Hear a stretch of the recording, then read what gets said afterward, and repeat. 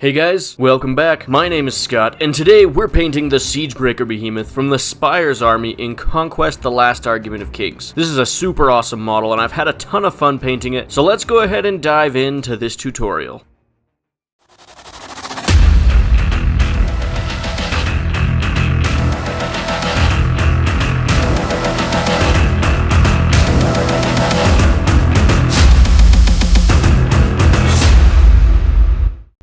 To get this model ready for painting, I've primed it using Ultramatte Slate Paint Plus Primer from Rust-Oleum, but you could use any gray primer that you'd like.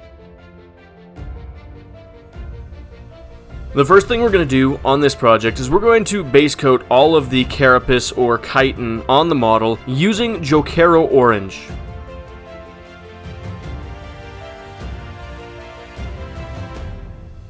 Once we're happy with that base coat, we're going to take Carroburg Crimson and do a heavy wash of this over all of the carapace.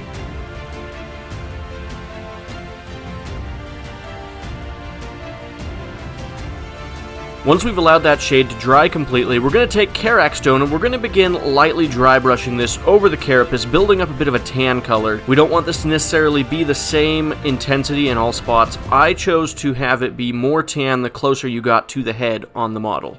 Our next step in this project is to take Dawnstone, and we're going to use this as the base color for all of the fleshy bits between the plates of the carapace.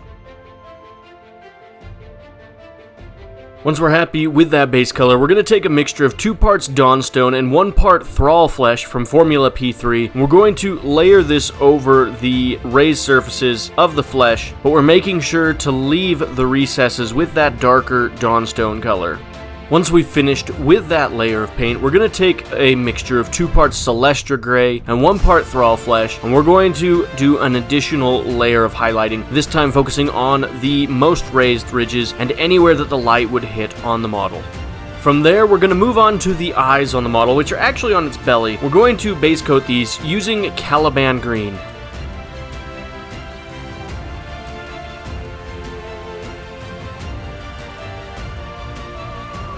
Now we're going to take a mixture of Caliban Green and Warpstone Glow, and we're going to do multiple layers of highlighting over the eye, with each subsequent layer having more Warpstone Glow and less Caliban Green, until we get to the final layer at the very center of the eye, which uses Warpstone Glow by itself.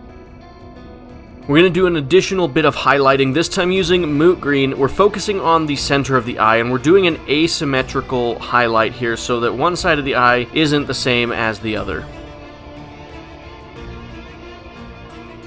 The final step on the eyes is to take Abaddon Black and carefully paint slits at the center of the eyes. You can do this by simply painting a single line, or you can try to make the slits look a little bit more curvy, depending on how confident you are with freehanding. This step is optional, but if you wanted the eyes to look like they were glowing a little bit, you could take a bit of Hexwraith Flame and lightly glaze this in the area around the eyes, anywhere that the light coming off the eyes would hit.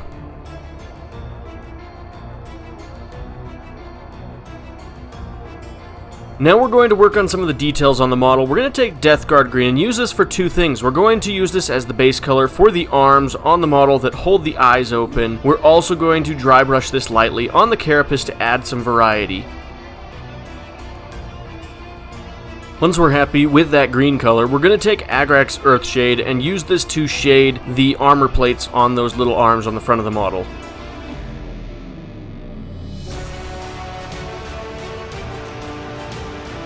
After that shade has dried, we're going to take Elysian Green, and we're going to use this to layer over the armor plates on the model.